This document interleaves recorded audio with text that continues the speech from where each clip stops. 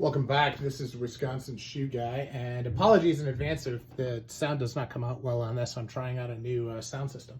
But this is a unboxing for the Santalum wedge boot. Now, I've been doing a lot of dress boots lately, and I really wanted to try out more of a heritage boot. So I found these and kind of got Black Friday'd. In all honesty, and so wanted to give these a try. Now, Santalum is a Indonesian shoe brand.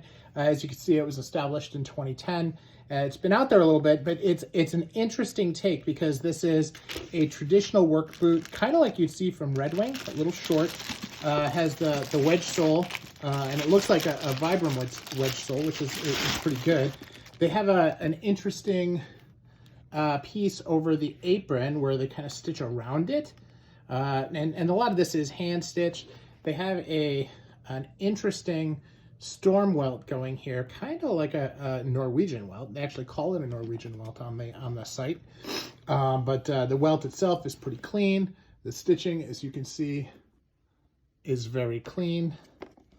And you know, they've got the midsole, and then obviously they just slap on the rubber on the wedge underneath it. So really interested to see how these things pan out. They take European sizing. If I look at the leather quality is okay. This is a leather heel counter. There is a leather toe support in there as well. Now, these are inexpensive. These were, you know, a couple $100. There was a Black Friday special on them, but candidly, most of the Santalum boots I've seen have been in the same price range, so I'm not really thinking that there was that much of a discount. But as I look here, the lining is a very interesting lining. Looks like there's a leather insole with a little bit of an arch support on the inside there. So, which I will try to get this in there so you can see it there. So it's interesting, right? Not the typical of what I get.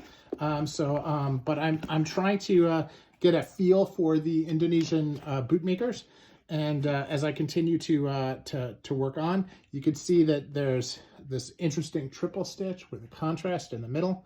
This is triple stitch here.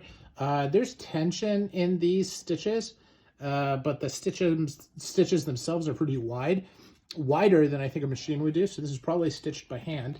You know, they say handmade, but you know, I'm a little bit cautious when I see that.